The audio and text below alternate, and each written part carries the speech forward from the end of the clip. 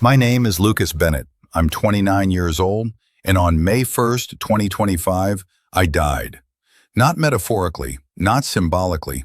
I flatlined in the wreckage of an explosion at SpaceX Starbase, South Texas. I was a propulsion engineer, worked on the Raptor engines for 6 years. Every morning I showed up thinking I was helping humanity reach the stars. And then, I died. But that's not where the story ends. That's where it starts. Let me take you back.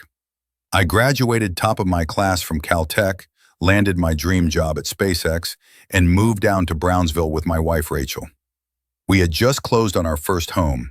We were hopeful, trying for our first child. Everything felt aligned: career, marriage, purpose. I believed in what we were doing. I believed we were building the future. Every kid dreams of space. I just happened to grow up and get a badge to help build the rocket that would take us there. I wasn't just an engineer, I was a believer.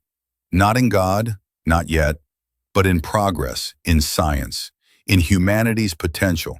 And on that morning, I was proud. May 1st started like any other.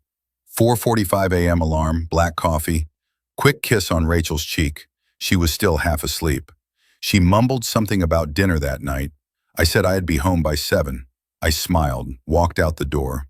I never made it back. We were running a pressure test on a modified set of fuel lines.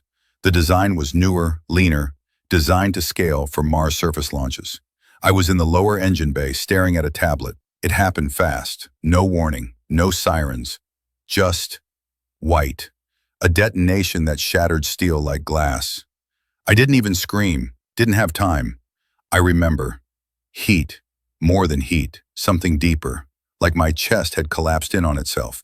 I couldn't breathe, couldn't speak. And then, nothing. But I didn't just vanish. I felt myself drift. I remember thinking, so this is it. But it wasn't. I floated, lifted somehow.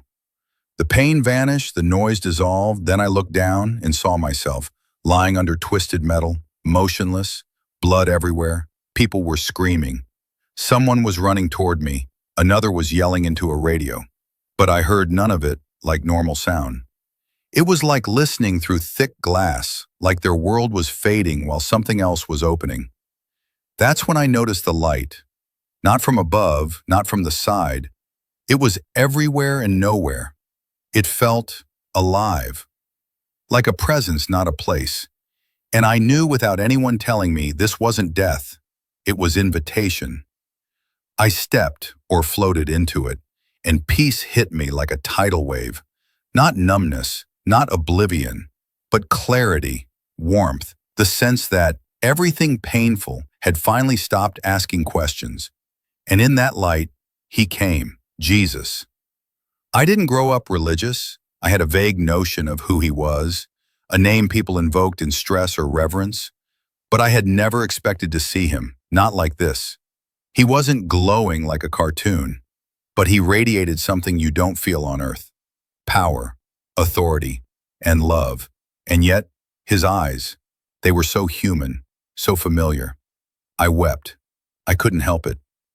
He didn't speak right away. He let me feel, let me just exist. And then he said, Lucas, just my name, but it carried weight, like it echoed, not in the air, but in my soul. I've been waiting to show you something. What followed, I'll never forget. He didn't take me to heaven, not yet. He took me behind the curtain. We entered a room unlike anything I've ever seen. It looked like a war room, but it was otherworldly. Black walls, smooth, absorbing light, a massive circular table at the center. Around it, figures. Some were human, others were not. Jesus said quietly, "This is what they call the council." I recognized some faces.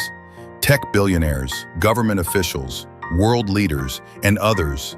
Their faces didn't stay still. Eyes black as void, skin that shimmered unnaturally.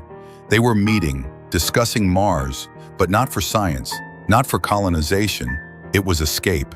"They're afraid," one of the non-human beings said. "Too many are waking up. They're praying, they're repenting. The window is closing."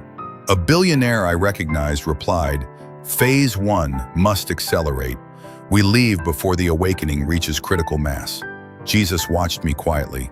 My hands were trembling. I finally asked, "What awakening?" He turned to me and said, "You'll see." He showed me Earth, not just physically, but spiritually. I saw flames of prayer lighting up cities. I saw families kneeling, children crying out, people in prison whispering the name of Jesus. These weren't churches. These were battlegrounds. But above each light, shadows, whispers, deception, entities, feeding lies to minds too weary to question. At SpaceX, I saw them, dark figures hovering near meetings, speaking into the minds of executives. We'll save the world. We'll escape before it collapses. We'll rebuild better. Jesus whispered, they've used humanity's fear to build a kingdom not of salvation, but survival. And then he showed me Mars, but not the Mars from documentaries. I saw what was really being built. Underground structures, massive tunnels, data centers, chambers for I don't know what. And worse, the AI wasn't ours anymore. It was theirs. I asked, what are they doing? Jesus said, they're building a place they think I cannot reach. They think distance equals dominion. They're wrong. Then he showed me the past. Mars, thousands of years ago. It was green, alive, civilized. A species not unlike ours. They turned from their creator. They tried to flee when judgment came. They failed. The red dust, not just iron, it's memory, it's aftermath. This has happened before, Jesus said, and it's happening again. I broke down. Why me? Why show me? He said, because your wife prayed, because you still listen to the whisper of truth in your heart. And then he showed me Rachel, crying in the kitchen, holding my photo, whispering, please God, don't let him die not knowing the truth. In that prayer, it was heard. Lucas, he said, I'm sending you back. I hesitated. But who will believe me? He smiled. Noah wasn't believed either. I asked, what do I tell them? He said, tell them that their hope is not in becoming a multi-planetary species. Their hope is in becoming a redeemed one. I felt his hand on my forehead, and then... I woke up. Machines beeping, Rachel sobbing, doctors shouting, he's back, he's breathing, no brain damage. 17 minutes. I was clinically dead for 17 minutes. That was 6 months ago. I left SpaceX. Officially for recovery. Unofficially, I will never again build anything for beings trying to flee from God. Some call me crazy. Others have started to ask questions. One engineer admitted to seeing shadows in the hangars. Another had dreams of Mars, burning. I've started sharing what I saw. Not preaching, just telling, because the time is short. And the plan...